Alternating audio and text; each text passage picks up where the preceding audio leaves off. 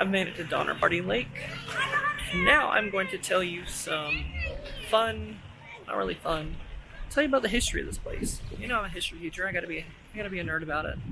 So check out this drone footage as I voice over about what happened here and why it's very important and relevant for us today.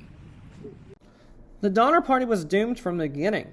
They were supposed to leave mid to late April. They ended up leaving Independence, Missouri on May 12th. Okay, this didn't give them much time in case there was a snowstorm. Okay, after reaching Wyoming, most California-bound pioneers followed a route that swooped north through Idaho before turning south and moving across to Nevada. In 1846, however, a dishonest guidebook from author Langsford Hastings was a promoter of a straighter and supposedly quicker path to cut the Wasatch Mountains and across the Salt Lake Desert. There was just one problem. Nobody had ever traveled Hastings' cutoff with wagons, not even himself.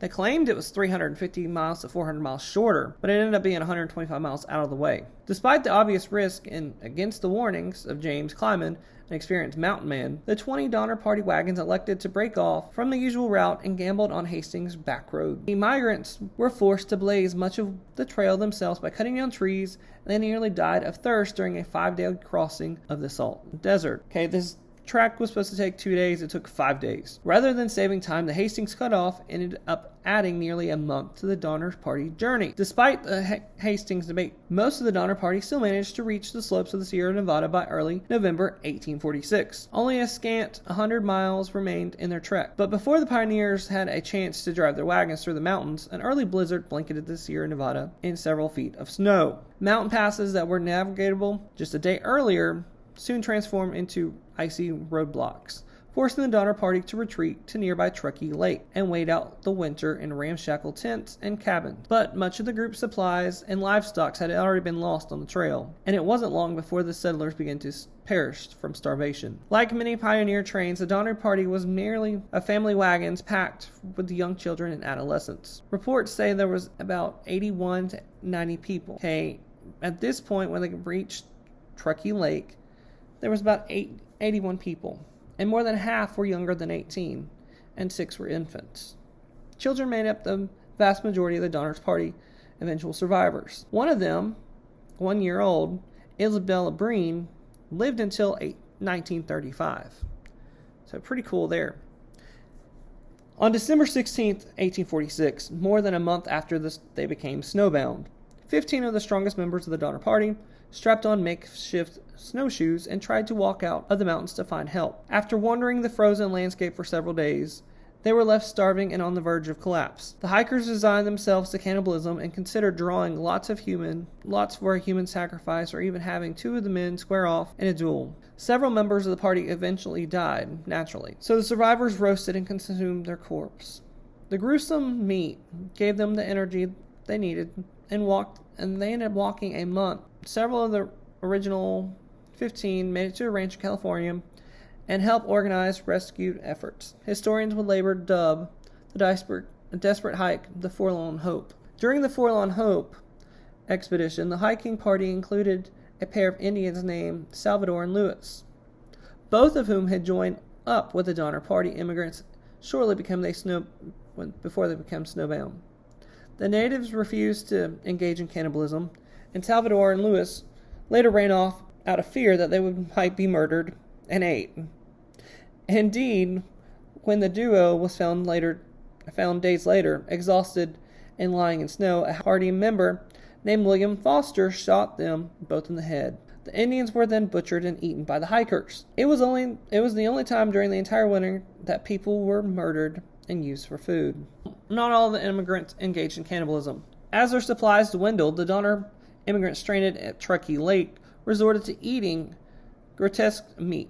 They slaughtered their pack animals and cooked their dogs, gnawed on leftover bones, and even boiled animal hides for roofs of their cabin into a foul paste. Several people died from malnutrition, but the rest managed to subside on morsels of boiled leather and tree bark until the rescue parties arrived in February and March of 1847. Not all of the settlers were strong enough to escape, however, and those left behind were forced to cannibalism the frozen corpse of their comrades while waiting for further help. All told, roughly half of the Donner Party's survivors eventually resorted to eating human flesh. Now, the rescue took over 2 months. Of the 5 months the Donner Party spent trapped in the mountains, nearly half of it took place after they had already been located by rescuers. The first relief parties reached the settlers in 1847 on the month of February. But since pack animals weren't able to navigate the deep snowdrifts, they only brought whatever food and supplies they could carry. By then, many of the immigrants were too weak to travel, and several died while trying to walk out of the mountains. 4 relief teams and more than 2.5 months were eventually required to shepherd all the Donner Party survivors back to civilization. The last to be rescued was Louis Keseberg, a Prussian pioneer who was founded in April 1847. Supposedly half-mauled and survived by cannibalized body of his former companions. Keseberg was later accused of murdering the other immigrants for use of food, but charges were never proven. One rescuer single-handedly led 9 survivors out of the mountains. Perhaps the most famous of the Donner Party was John Stark, a burly California settler who took part in the Third Relief Party. In early March 1847, he and 2 other rescuers stumbled upon 11 migrants, mostly kids, who had been left in the mountains by an earlier group. The 2 other rescuers grabbed a single child and started hoofing it back down the slope. But Stark was unwilling to leave anyone behind. We got the first case of no child left behind. Instead, he rallied the weary adults, gathered the rest of the children, and began guiding the group single-handedly. Most of the kids were too weak to walk, so Stark would have to carry 2 of them at a time for a few yards, then set them down in the snow and going back for the others. He continued the grueling process along the way down the mountain, and eventually led all 9 discharges to safety. Speaking of the incident, years later, one of the survivors accredited her rescue to nobody but God and Stark and the Virgin Mary. Only 2 families made it through the ordeal intact. Of the 81 pioneers who began the Donner Party's horrific winter in the Sierra Nevada, only 45 managed to walk out alive. The ordeal proved particularly costly for the group's 15 solo travelers, all but two of whom died. But it also took a tragic toll on their families. George and Jacob Donner, both of their wives and 4 children, all perished. Pioneer William Eddy, meanwhile, lost his wife and his 2 kids. Nearly a dozen families had made up Donner wagon train, but only 2, the Reeds and the Breens, managed to arrive in California without suffering a single death. Alright, so my question to y'all is, do you think the Donner Party was justifiable to eat each other? The ones that did? Do you find that story interesting? Let me know in the comments below what you think. Thank you for watching. Remember to like and subscribe.